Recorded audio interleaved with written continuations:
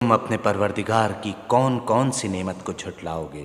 وَلِمَنْ خَافَ مَقَامَ رَبِّهِ جَنَّتَانِ، اور جو شخص اپنے پروردگار کے سامنے کھڑے ہونے سے ڈرا اس کے لیے 2 باغ ہیں۔ فَبِأَيِّ آلَاءِ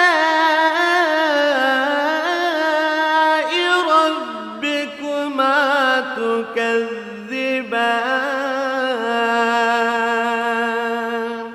تو تم اپنے پروردگار کی کون کون سی نعمت کو جھٹلاؤ گے؟ ذَوَاتَا أَفْنَانٍ،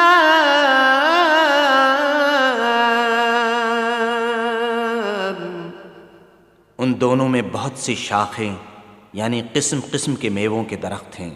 فَبِأَيِّ آلَاءِ